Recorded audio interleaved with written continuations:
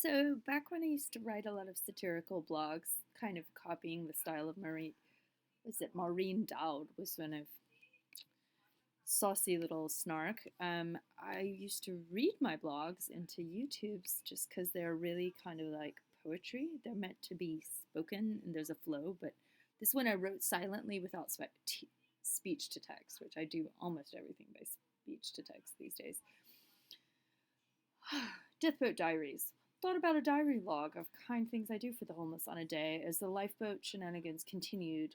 Ostracized and persecuted people are denied access to the faux low barrier shelter. Andy Kip's think tank will discuss the viability of promoting this unvetted nonprofit. AstoriaHousing.org/resources. What circularity? What do we call this ultra Dalit, marginalized, persecuted by lifeboat people, aborted by the pro lifeboat crew, so to speak? Ultra low barrier, falling through the cracks, bullied out of lifeboat, name called on lifeboat, assaulted a lifeboat. The police are so bored they have time to arrest homeless people for charging their phones at the domestic violence center. Homeless people persecuted by Columbia Shelter, persecuted by lifeboat. Is the Clatsop jail the only true low barrier shelter, or is it the upper echelon in the twisted ladder to housing?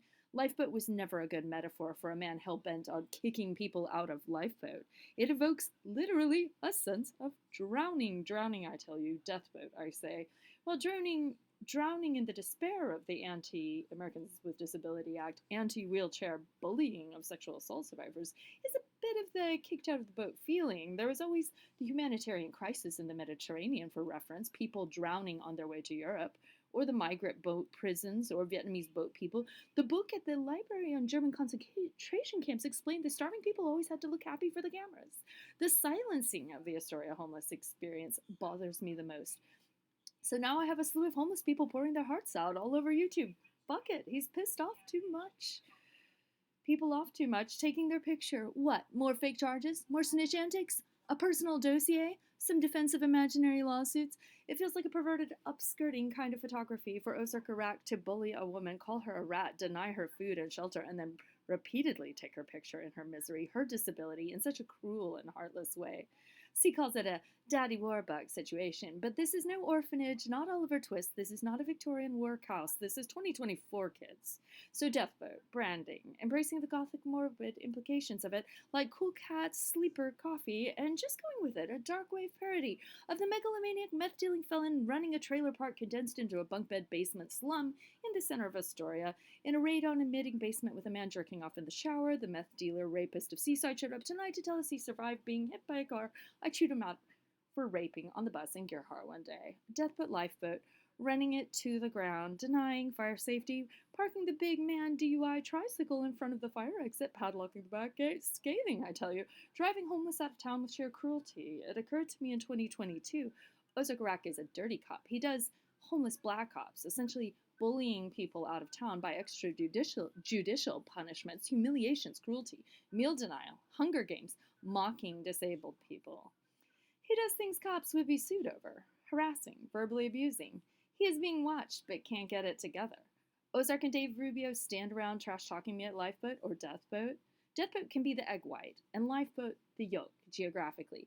Deathboat is everyone bullied and excluded, ridiculed, harassed by Lifeboat.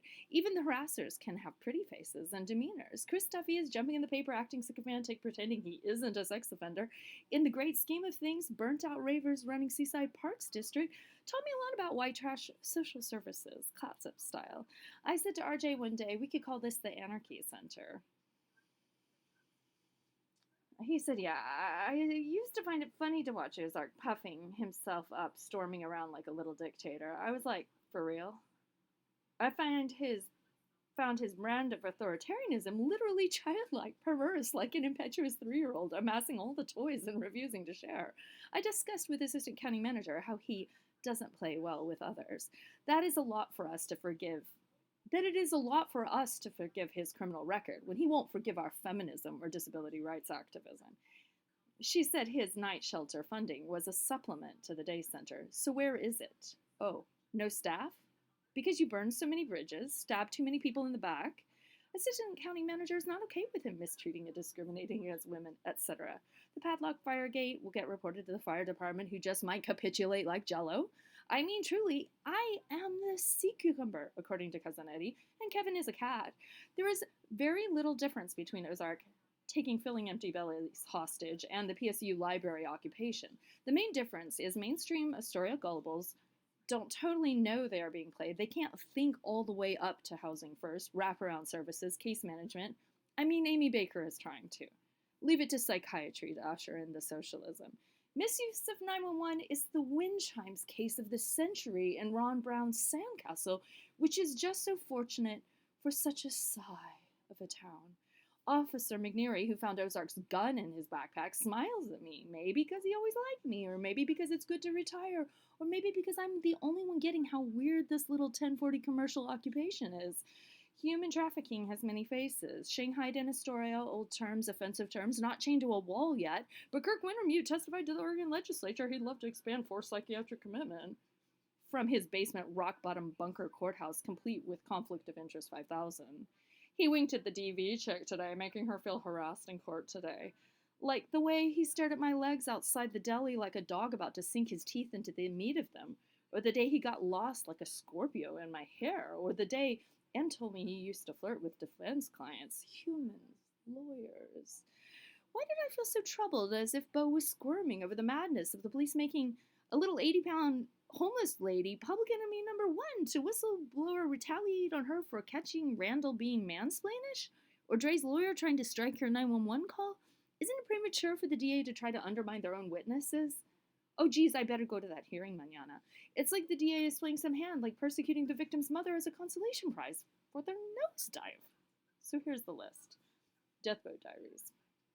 Coat for tea, 3X blankets, 3 pieces of cake, blanket for TB, escort to CCA for a voucher in the church to fulfill the clothing voucher, clean up trash at camp, jeans for R, popcorn, pick up sanitation wipes at county building, pass around Legion, films, medications delivery daily since September, chat with Housing Alliance board member strategy, municipal homeless camping ticket court, bread, night before, deliver clothing, walker, and blankets, held in storage due to police disinterest, too busy for Saturday arrest property storage, shoes for B, wipes, food, bread, night before, food at least 3, Friday, taxi from police department with homeless property delivery, stuff like this. I can't remember it all. Nobody's making Ozark be accountable for all the clothing donations he's hoarding from the homeless, who he also will not let wash their clothes at the church, with the washer Ozark essentially stole from the people who were gifted it by Mayor Sean Fitzpatrick, who was like, what the fuck?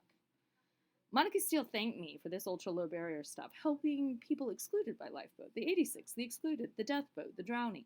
December 18, 2023, Lifeboat closed until February 13, 2024, open 4 nights. 57 days of FU. Ozark started delivering homeless food to the senior center. He'd leave a box of Costco shit in the cold rain by camp getting ticketed, but not meals.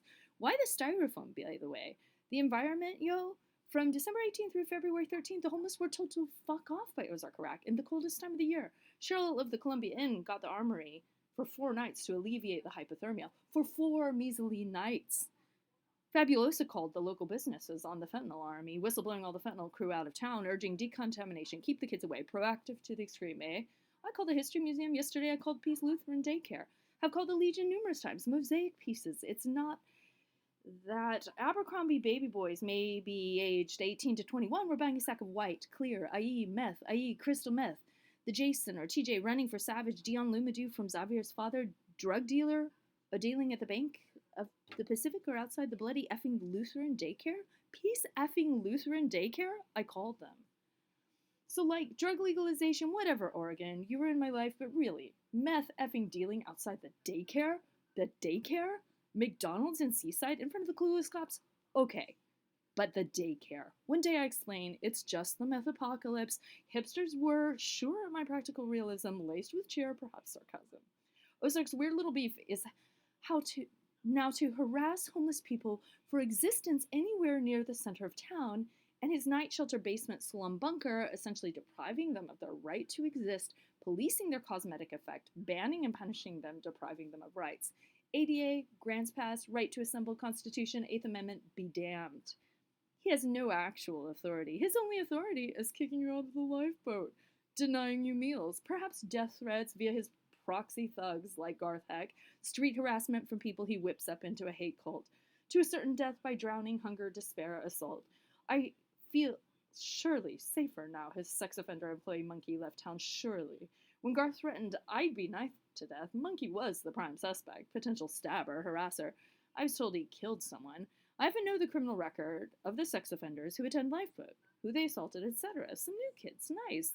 The big guy who jerks off in the shelter asks for co-ed showers in front of the females to proposition.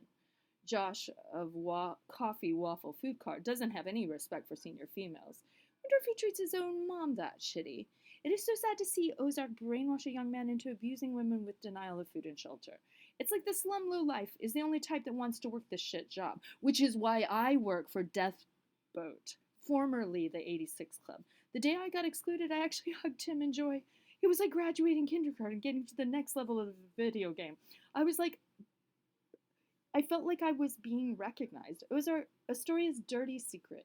Ozark Iraq sexually harassed homeless women, calling them a rat and asking them to suck his blue balls. Jeff Carlson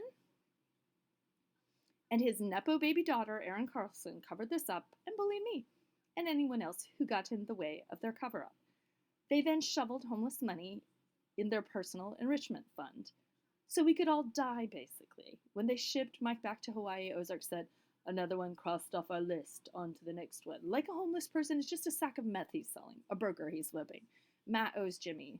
I stand out of the wind of the meth and haven't seen as much Fent lately. Corey Quint, Diana, and Naked Mike are gone, maybe dead. Bryce I see once in a while. But the flagrant fentanyl scene, the street smoking, has died down a bit, or simply died. The police are handing out camping tickets so excessively it's like parents that beat their kids to so much nobody feels anything anymore. The tickets are blowing in the wind.